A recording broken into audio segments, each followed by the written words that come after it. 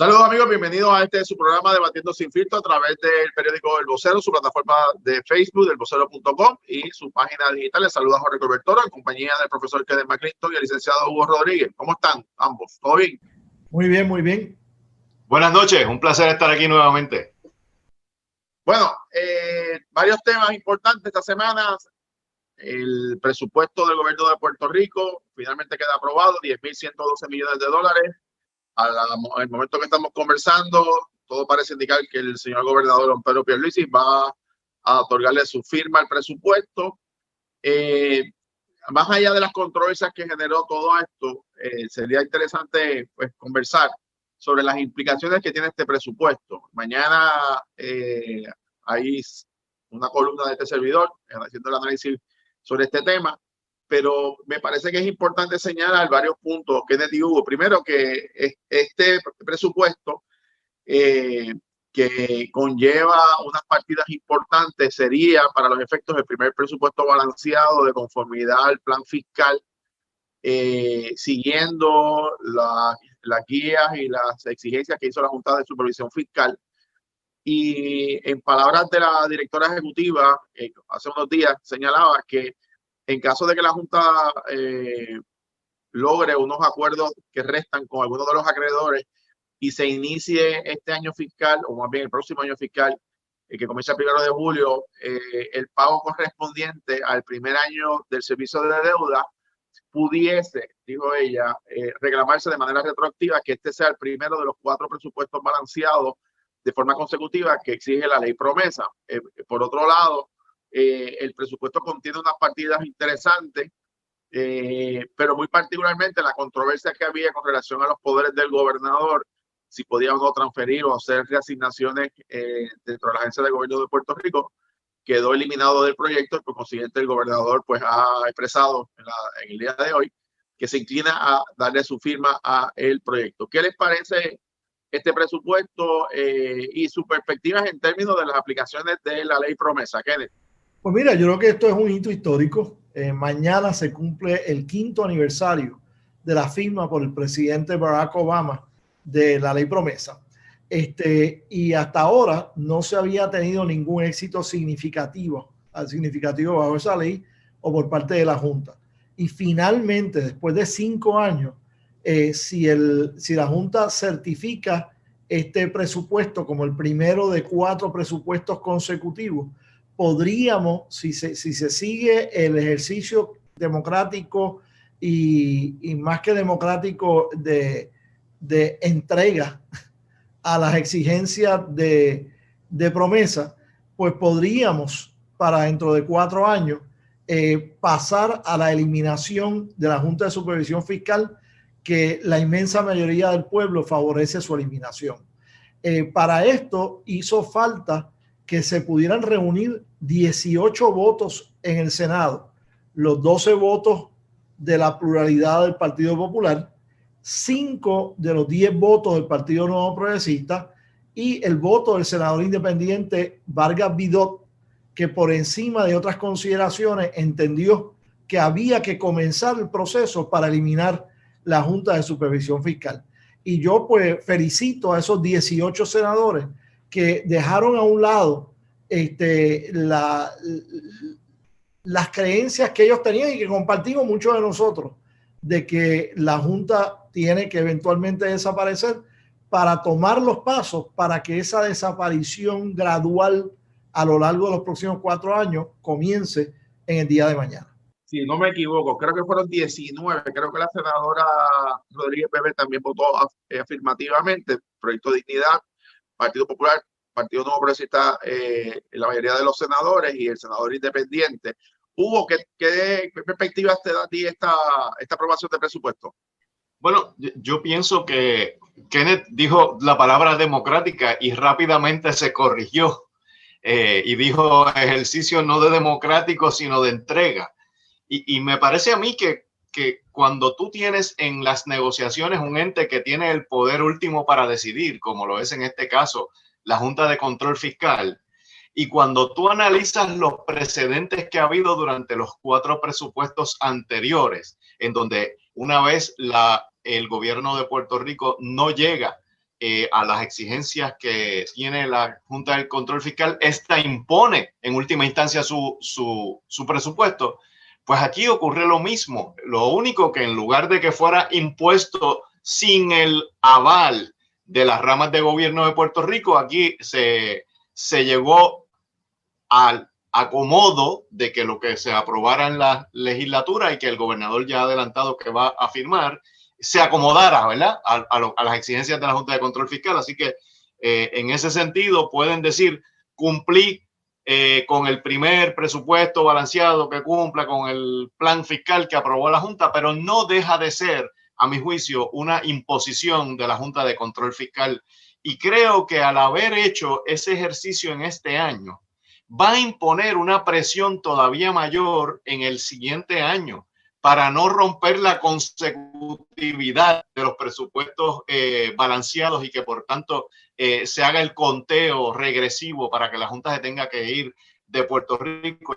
Y a medida que avance, creo que más presión habrá sobre eso. En términos de intracámaras, o mejor dicho, intrarramas, entre la rama legislativa y la rama ejecutiva, pues se había adelantado una especie de impasse en relación a cuáles poderes constitucionales el Poder Ejecutivo quería retener y cuáles quería reclamar el Poder Legislativo, en términos de si el intercambio de partidas en el presupuesto dentro de una agencia podía hacerse por el Ejecutivo sin necesidad de consultar a la rama legislativa, mientras que la rama legislativa reclamaba que tenían que ir allá a pedir el permiso. Pues creo que eso quedó disipado al eliminarse esa disposición del presupuesto, que es como había estado siempre.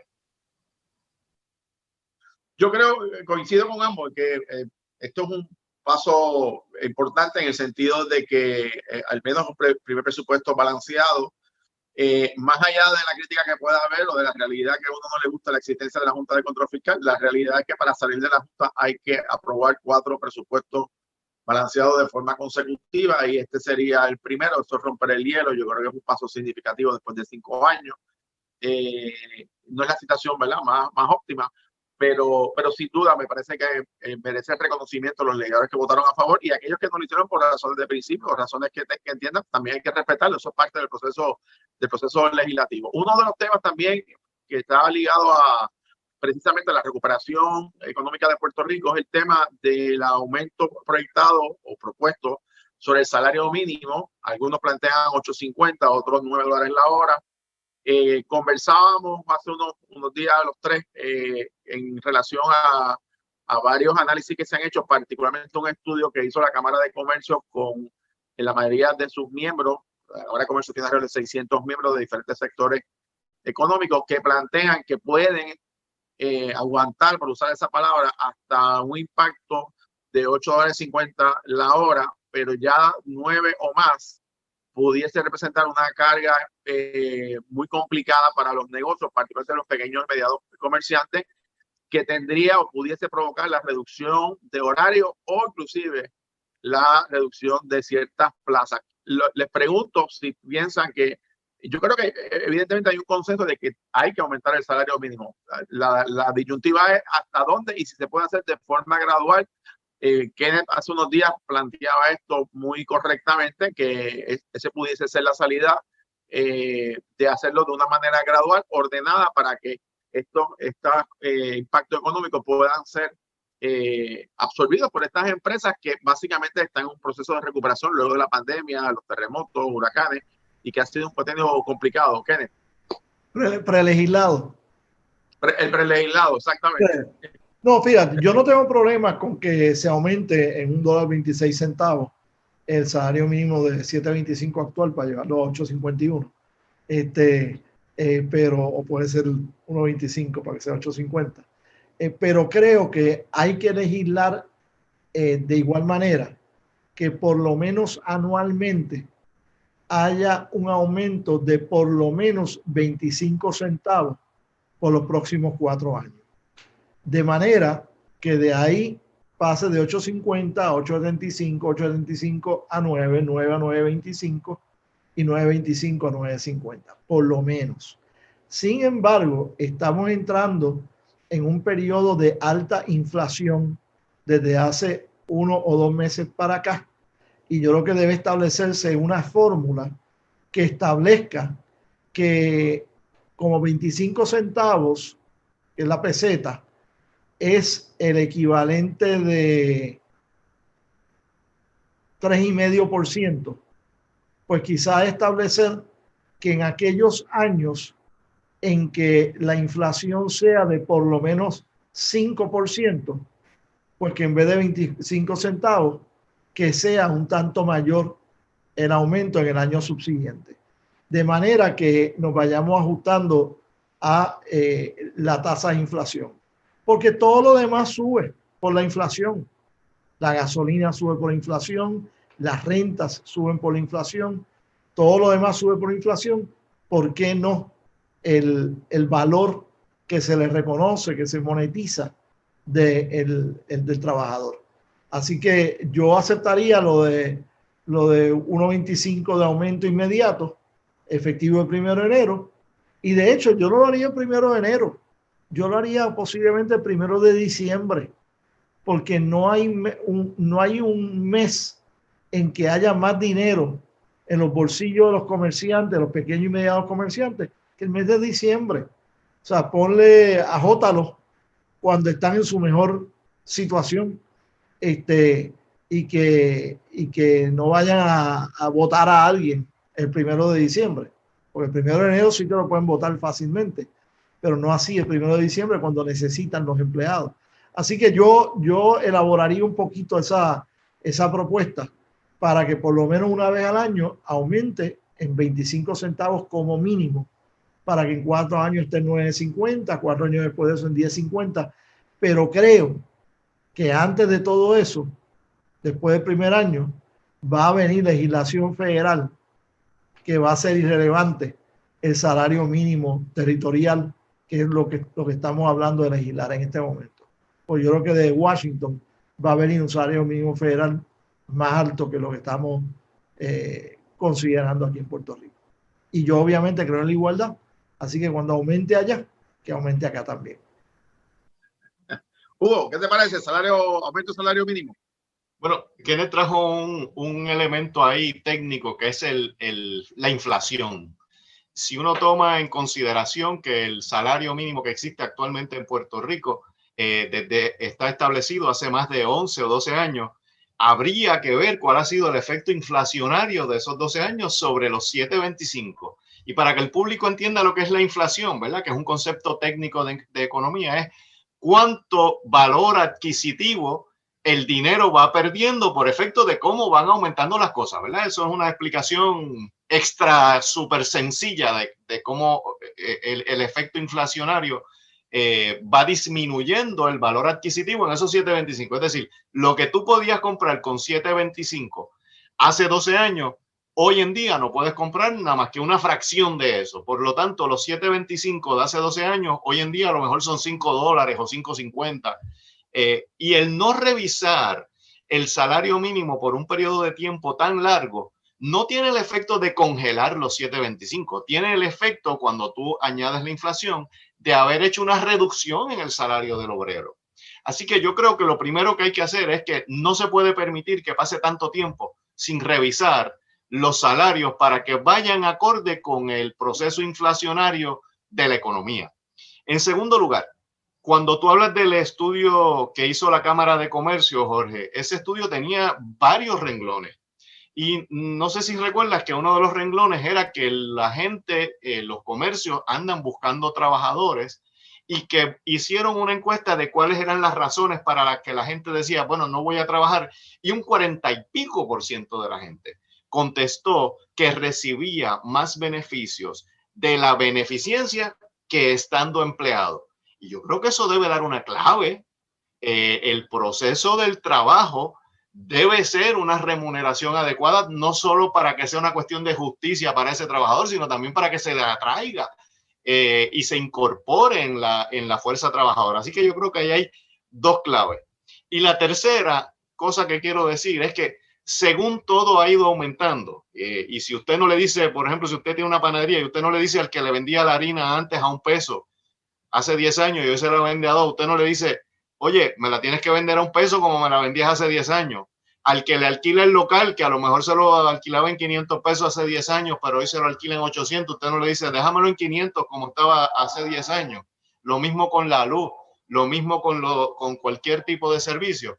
Pues tampoco me parece justo que se le quiera imponer al trabajador que se quede con el salario de hace 10, 12 años atrás. Sin duda alguna, y un tema muy interesante, coincido con ambos en que esa debe ser la ruta de análisis.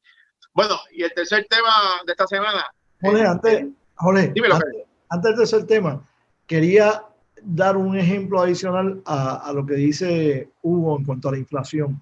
Si hace 11 años, con 7.25, tú comprabas, digamos, 1 litro de leche por $1, pues tú podías comprar 7 litros de leche por cada hora trabajada.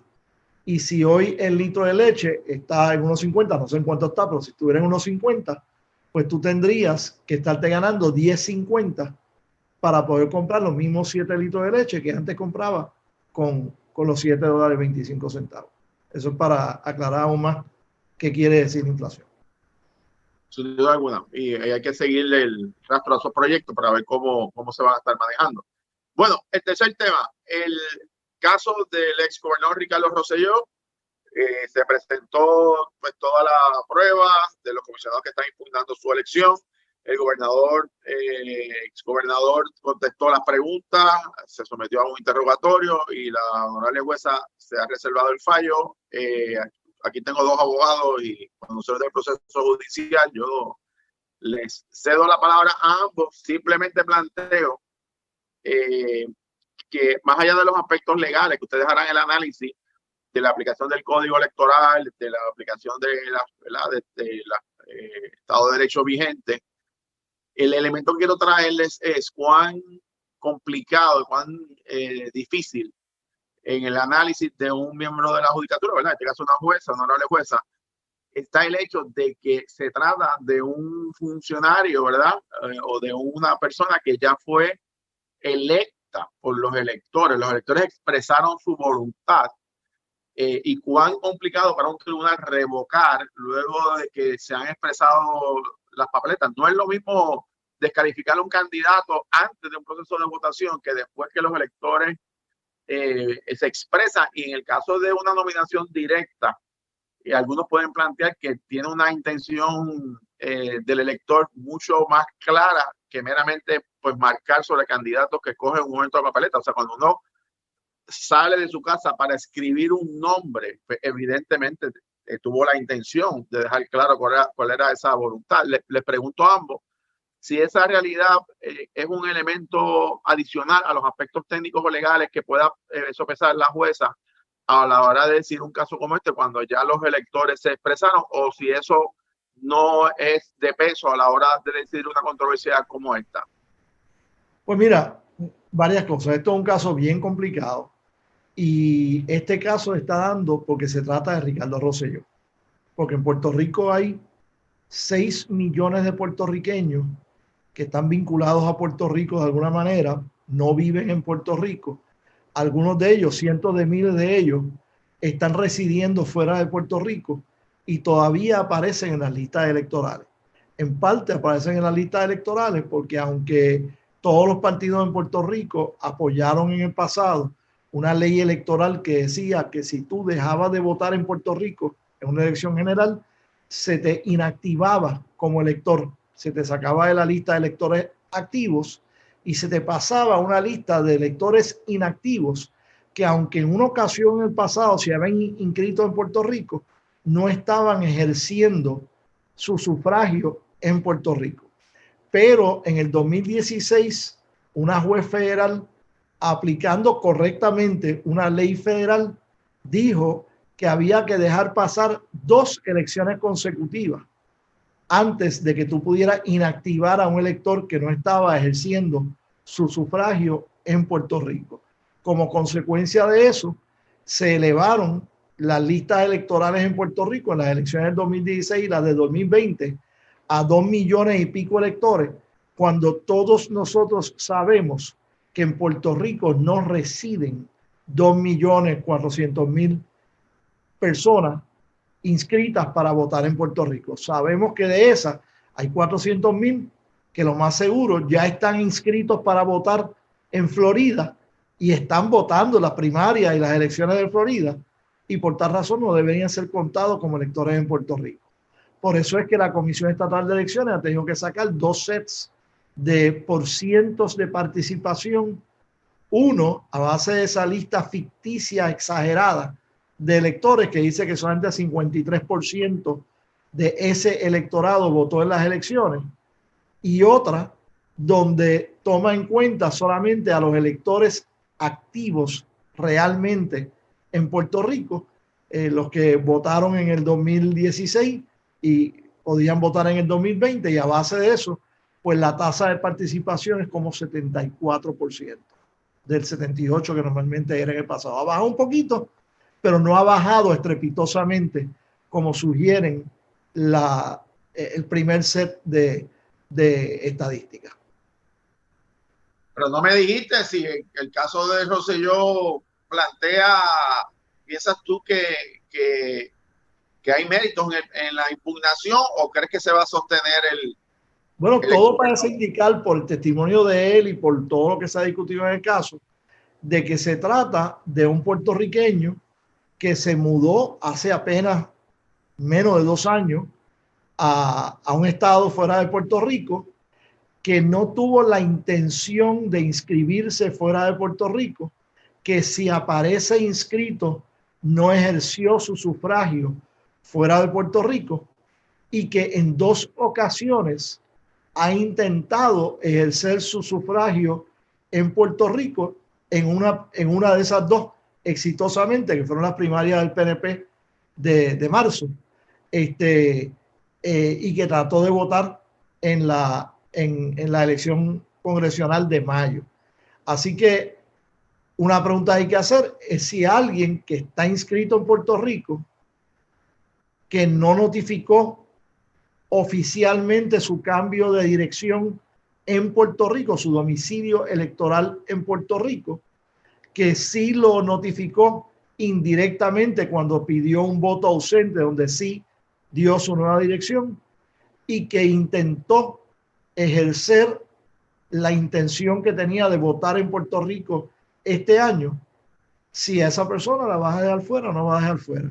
Si lo deja fuera como elector, pues presumiblemente entonces no cualifica para ser certificado como funcionario electo.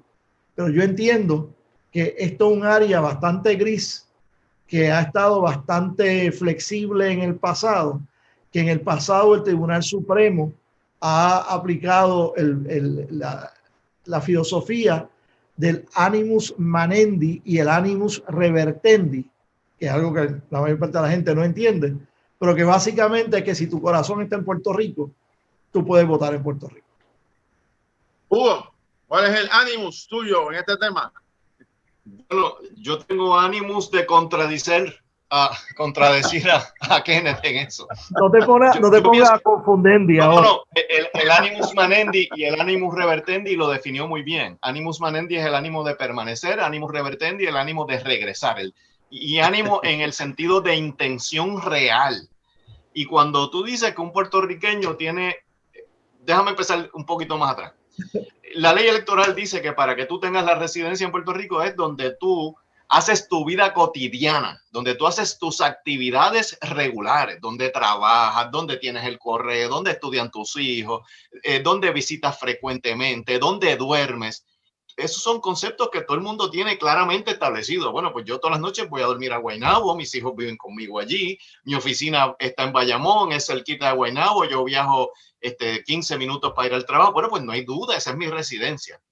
Cuando la gente se ha ido del país, entonces se aplican unos criterios adicionales, que son los que dice Kenneth, del animus revertendi. Ahora, no puede ser donde esté el corazón solamente, es una combinación, porque yo puedo decir, vivo en Nueva York y puedo decir, bueno, cuando yo me retire, mi deseo es volver a Puerto Rico y me quedan 10 años de trabajo. Pues eso no es que yo me hace automáticamente domiciliado de Puerto Rico. Tienen que haber unos elementos, unos contactos mínimos para entonces ese ánimo de regresar tenga una concatenación con ese estilo de vida o con elementos objetivos. El señor Rosselló ayer declaró que aunque él vendió la casa, el domicilio permanente de él es la casa de los suegros, porque ahí es donde él pretende venir, pero dice que tiene la dirección postal en Estados Unidos, en Virginia, etcétera. Y yo creo que ese elemento de los contactos mínimos, vendí la casa, compré una casa de 1.2 millones. O sea, eso no es una vivienda temporera, a juicio mío. El contrato de arrendamiento solamente pudo presentar la página 1 y la última página. No sabemos qué hay en el medio de las 12 páginas del contrato. Pues a mí me parece que esos elementos del animus revertendi no creo que estuvieron tan claramente establecidos por el señor Rosselló. En relación a la pregunta que tú haces cuando pusiste el tema, Jorge, de si el hecho de que lo que se está impugnando tiene que ver con la voluntad expresada del electorado, pues yo creo que la voluntad del electorado tiene que ser respetada, pero las leyes que permiten el ejercicio de ese voto tienen unos requisitos. Si mañana el pueblo de Puerto Rico elige Raitín para gobernador a una persona que tiene 12 años y medio de edad, ¿eso quiere decir que nadie lo puede impugnar?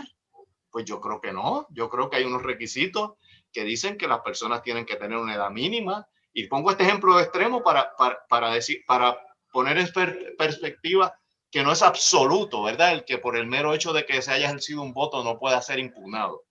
Y lo tercero que quiero decir es que el juez o la juez, en este caso, tiene que hacer un ejercicio que se hace en todo caso, y es el ejercicio de aquilatar credibilidad.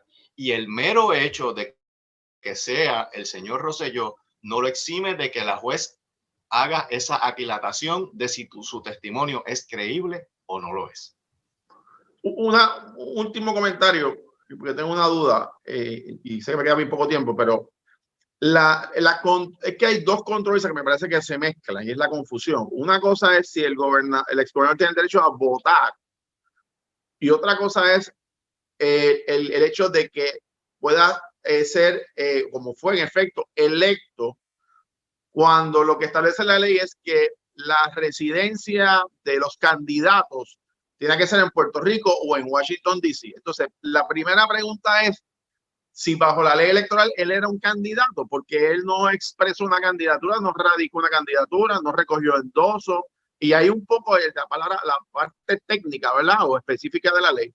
Y por otro lado, no, por lo menos de lo que yo recuerdo de la ley, me corrigen ustedes, la ley no dice que tiene que tener el domicilio electoral. Lo que dice es que su residencia sea en Puerto Rico o en Washington, D.C. Una cosa es la residencia, otra cosa es el domicilio electoral, que es lo que ustedes están planteando. Entonces, lo que me pregunto es si realmente la argumentación, lo que debe de resolverse primero es si en efecto él era un candidato bajo la ley, porque fue electo por nominación directa, no pasó por un proceso de candidatura formal como lo hacemos tradicionalmente. Y segundo, porque si esa es la controversia y no se decide que es un candidato, teóricamente hablando, entonces la teoría del abogado, el senador Ramos Rosario, en el sentido de que él pudo entonces hacer su residencia en Washington, D.C. con posterioridad, no violaría la ley. Esa parte técnica, 30 segundos a cada uno, si ven que esa pudiese ser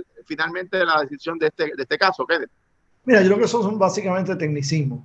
¿Tú has viajado a Washington? Sí. ¿Tú has viajado a Washington? ¿En qué aeropuerto de Washington tú has aterrizado? En el Reagan. Reagan, que está en Virginia. DCA, exacto. Sí, está en Virginia. O sea, Washington es una pequeña ciudad de 10 millas por 10 millas. El 75% de los congresistas pernoctan en Virginia o Maryland cuando viven en Washington para representar a sus constituyentes. Así que yo creo que hay que ser un poquito flexible cuando uno habla de Washington y hablar más bien del Metropolitan Statistical Area. Si alguien en Mayagüez dice, oye, ¿dónde vive Hugo? Hugo vive allá en San Juan. No, él vive en Guaynabo. Pero Guaynabo se considera por la gente de la isla como si fuera parte de San Juan. De Metro Alto y Carolina y eso. Así que vivir en Washington es vivir cercano al Capitolio, tu poder hacer tu función en el Capitolio. Y los congresistas, que son los principales que trabajan en el Capitolio, viven en Northern Virginia, viven en los suburbios de Maryland o viven en Washington, D.C. Así que yo creo que no hay que ponerse técnico, porque la intención no puede ser una exclusionaria. Tiene que ser una de ver cuál es el propósito de la ley. El propósito de la ley es que sea alguien que viva en el área del Capitolio Federal. Hugo, en este tema que planteaba y que te explicaba con relación al asunto del domicilio y la residencia, realmente la controversia es definir si Ricardo Rosselló fue o no fue un candidato bajo la ley electoral y que tenía unos requisitos que cumplir, o en el caso de un funcionario electo por nominación directa, los parámetros son distintos porque es una persona que no radicó una candidatura, no presentó documentos, no entregó endosos de peticiones de endoso. ¿Cambia la dinámica a la hora de sopesar esta controversia? Yo pienso que, como tú planteaste hace un momento, son dos controversias. La que está ventilándose en el tribunal en estos días es en relación a la validez de Rosselló como candidato, ¿verdad? O como persona electa a ese puesto. Y yo creo que, independientemente de si la persona radica una candidatura o es electo por nominación directa, los requisitos básicos que se establecen para ejercer el puesto, la persona los tiene que cumplir. Puse el ejemplo en mi turno anterior de un muchacho de 12 años que no tendría los requisitos. Podría poner el que se elija por nominación directa a un ciudadano de Francia, ¿verdad? Y no por eso lo vamos a validar. Ahora, en relación a las dos controversias, yo creo que él tiene un problema aquí muy fino, porque desde el punto de vista de lo que se está dilucidando en el tribunal, es la validez de él para poder juramentar como delegado, ¿verdad? Y en este momento lo que hay es una impugnación de ese proceso. Pero no nos podemos olvidar que en el Departamento de Justicia existe una investigación abierta en donde hay 2 fiscales asignados para determinar si Rosselló ejerció ilegalmente el voto. Así que no cabe duda de que son 2 controversias separadas, una de implicaciones electorales, una de implicaciones penales que conllevan incluso cárcel, y que ambas están relacionadas entre sí. Bueno, sin duda controversia fuerte, y presumo que como creo que el 1 de julio, el próximo jueves, es la fecha de que se supone que se tome juramentación. Es probable que la distinguida jueza tome su decisión en las próximas 48 horas, ¿verdad? Si es que se fuese a dar para ese término. Así que estaremos atentos a este caso y obviamente la semana que viene pues ya tendremos un cuadro más claro de qué finalmente ocurrió en esta controversia. Gracias, Kenneth. Gracias a Hugo. Será entonces hasta la próxima semana, y a ustedes por su sintonía. Que pasen buenas noches. Buenas noches. Buenas noches.